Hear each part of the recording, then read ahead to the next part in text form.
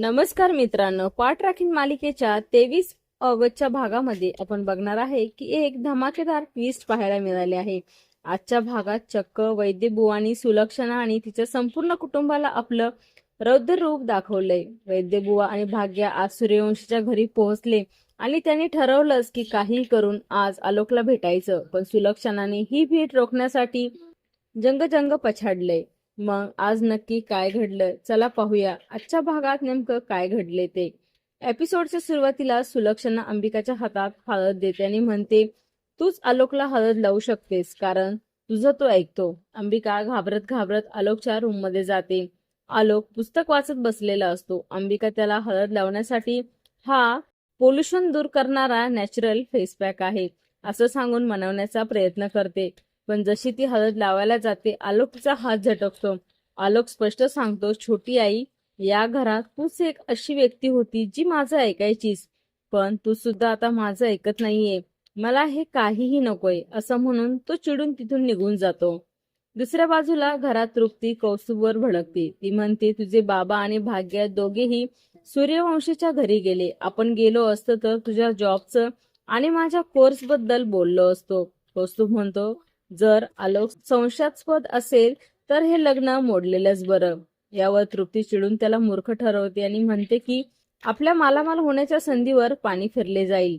तितक्यात प्राजक्त हळदीसाठी सुंदर पिवळी साडी आणि फुलांचे दागिने घालून तयार होऊन येते।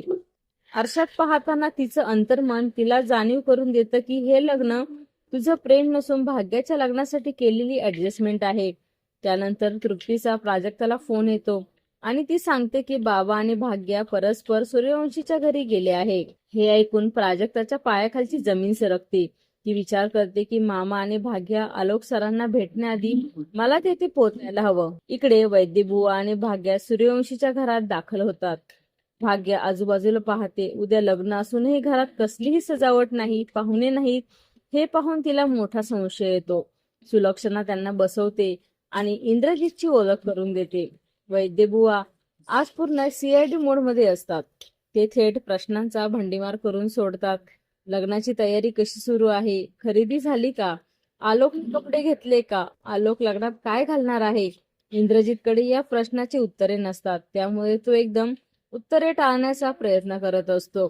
सुलक्षणा आज जाऊन आलोकला हळद न लावताच तशीच हळदीची वाटी वैद्यबुवांसमोर आणून ठेवते आणि म्हणते की ही आलोकची उष्टी हळद घ्या। वैद्यबुवा विचारतात, हळद आता झाली का, मग आलोक घरीच आहेत ना, मला त्यांना भेटून हळद लावायची आहे। सुलक्षणा घाबरून सांगते, आलोक अंघोळीला गेलाय, त्याची स्किन खूप सेन्सिटिव्ह आहे, त्याला परत हळद लावता येणार नाही। पण वैद्यबुवा ऐकण्याच्या मूडमध्ये नसतात। दरम्यान भाग्य आलोकची रूम शोधते। प्रीती सुद्धा एक प्लॅन करते। ती समर आणि समायराला जबरदस्तीने आलोकच्या रूम मध्ये पाठवते, जेणेकरून आलोक त्यांच्यावर चिडेल आणि हे लग्न मोडेल। इकडे प्राजक्ता गुपचूप सूर्यवंशीच्या घरामध्ये पोहोचते। तिला खिडकीतून दिसतं की मामा आणि भाग्या अजून आतच उभे आहेत। ती विचार करते की सुलक्षणा मॅमने त्यांना कसं तरी रोखलंय, पण आता आपल्यालाच काहीतरी करून आलोक सरांच्या रूम मध्ये आधी पोहोचावं लागेल। मित्रांनो, येत्या एपिसोड मध्ये मोठा ड्रामा घडणार आहे। वैद्यबुवा आणि भाग्या हट्टास पेटले की आम्हाला आलोकच्या भेटीशिवाय जायचं नाही। प्राजक्ता गुपचूप खिडकीमधून आलोकच्या रूम मध्ये उडी मारणार। तिथे प्राजक्ताने आलोकची धडक होणार आणि दोघांच्या हातून चुकून एकमेकांना हळद लागणार। तितक्यात सगळे रूम मध्ये पोहोचतील आणि सुलक्षणा हाच प्रसंग वापरून सांगेल की बघा, आलोक आणि प्राजक्ताची उष्टी हळद तर येथेच झाली। तर मित्रांनो, तुम्हाला आजचा एपिसोड कसा वाटला? आलोक आणि प्राजक्ताची हळद वैद्यबुवा स्वीकारतील का? तुमचं मत नक्की कमेंट करून सांगा। व्हिडिओ आवडला असेल तर लाईक करा, शेअर करा आणि आत्ताच आपल्या चॅनलला सबस्क्राईब करायला विसरू नका। Bye bye.